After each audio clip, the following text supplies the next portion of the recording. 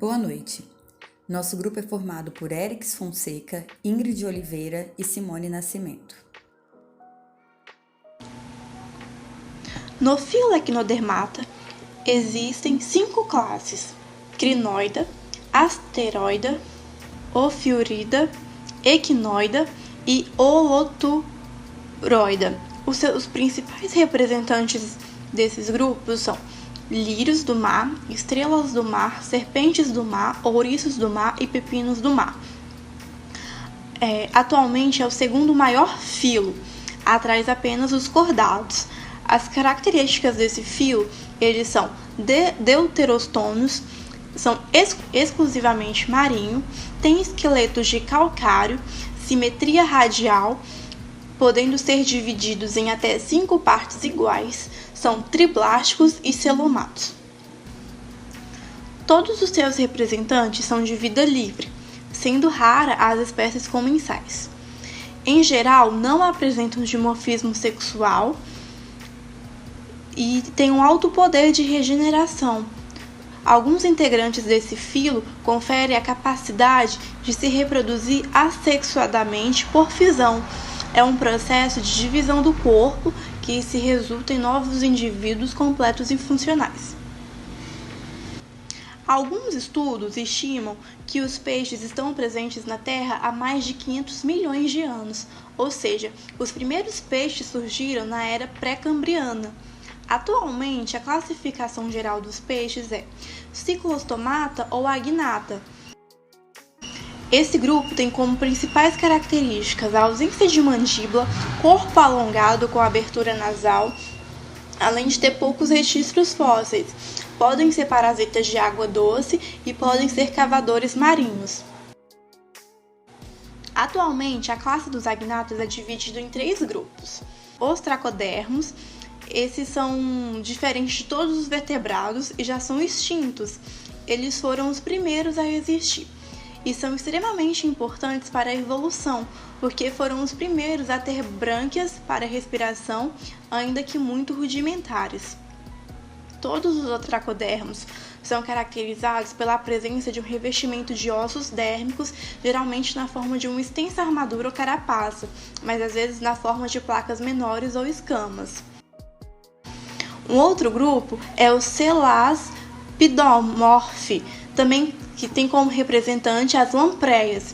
Esses são distribuídos em água doce e água salgada, tendo sua grande maioria no ambiente marinho. Eles são ectoparasitas de grandes animais marinhos, como golfinhos e baleias, e sua boca funciona como uma ventosa que gruda no corpo do seu hospedeiro.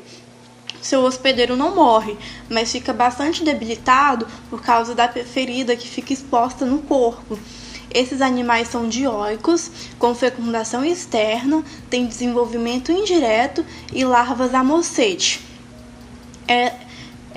Esses animais são filtradores e vivem enterrados na lama. O outro representante são as feiticeiras, que tem cerca de 40 espécies representantes.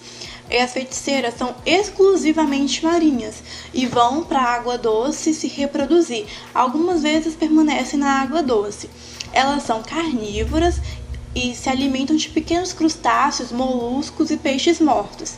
Esses animais possuem grandes glândulas que se abrem na parte exterior do corpo e produz uma grande quantidade de muco. Esse é um comportamento que é utilizado para evitar possíveis predadores. Esses indivíduos são monóicos, com cada indivíduo apresentando um dos sexos de forma funcional. O desenvolvimento é direto, sem estágios lavais, e vivem semi-enterradas no fundo dos mares e em substrato lamacento.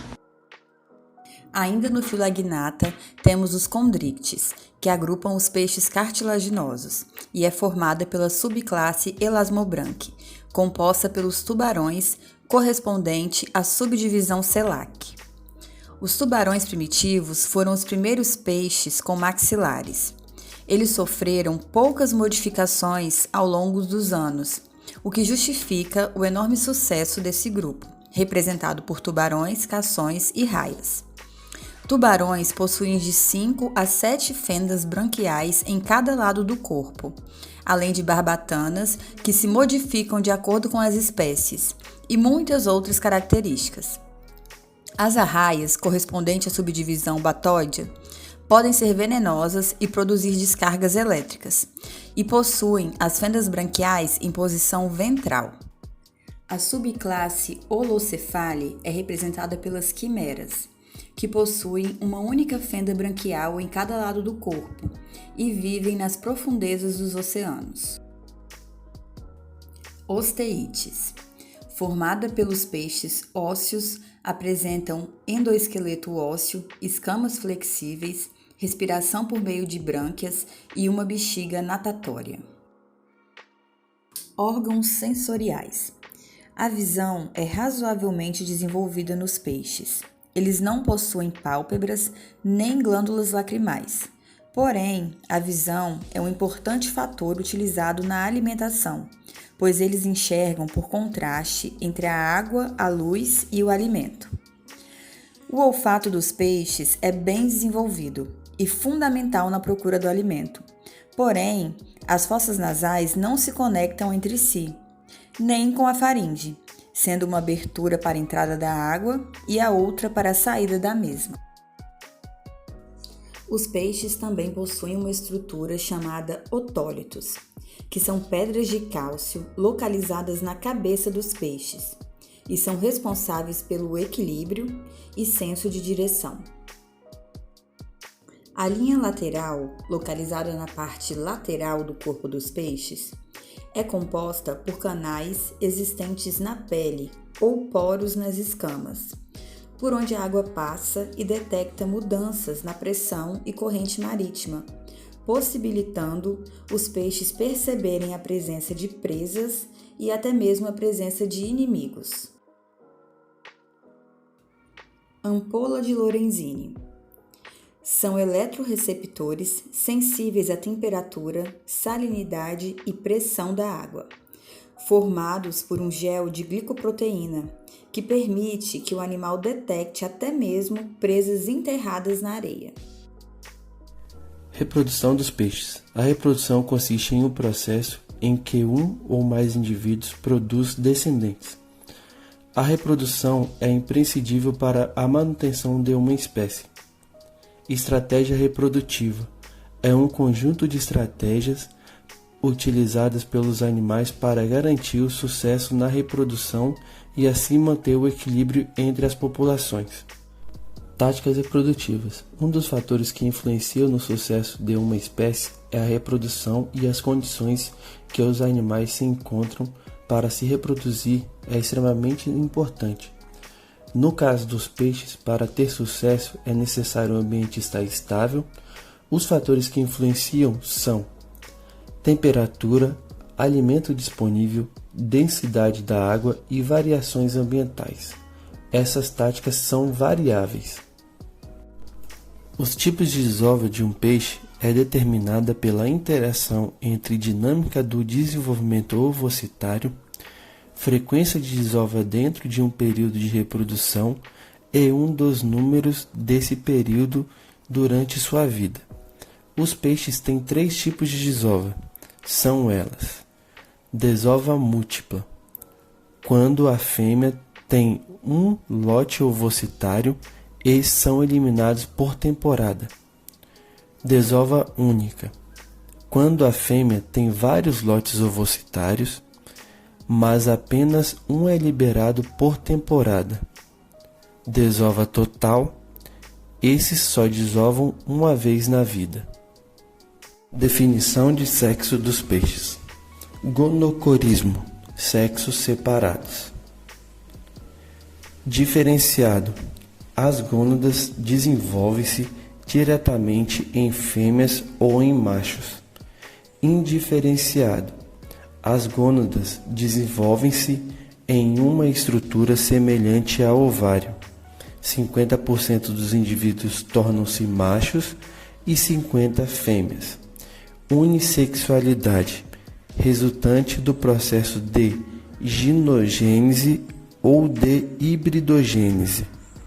Ginogênese As populações são constituídas por fêmeas 3M.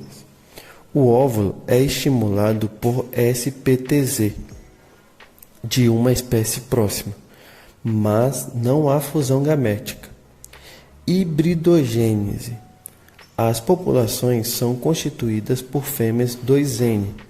O óvulo é fertilizado por SPTZ de uma espécie próxima, ocorrendo fusão gamética, híbrido, mas somente o genoma feminino é transmitido. Agregação reprodutiva é um evento que acontece quando milhares de peixes se reúnem em uma mesma época para se reproduzir. A gônada é o órgão principal de reprodução dos peixes e que, para ser reconhecida, precisa ser dessecada. Nas fêmeas, as gônadas têm 7 fases. Primeira, gônada imatura, quando as células germinativas são jovens, com tamanho reduzido, podem ser ovogônias ou ovócitos. Segundo, gônadas em maturação. Nesse estágio ocorre a produção de vitelo de lipídio. Essa substância vai servir para a alimentação do embrião posteriormente. Terceiro, gônada em maturação.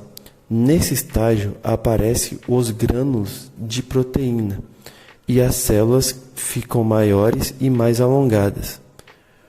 Quarta, gônada madura. Os óvulos já estão maiores em razão da proteína e quase não tem vitelo de lipídio. Quinto, gônada hidratada. Ocorre em óvulos marinhos para que não ocorra a desidratação dos óvulos. Sexto, gônada semi-esgotada. A gônada, nesse estágio, fica flácida. Sétimo, gônada em repouso. Essa já ocorre após a reprodução. Então é isso. Muito obrigada pela atenção e até a próxima!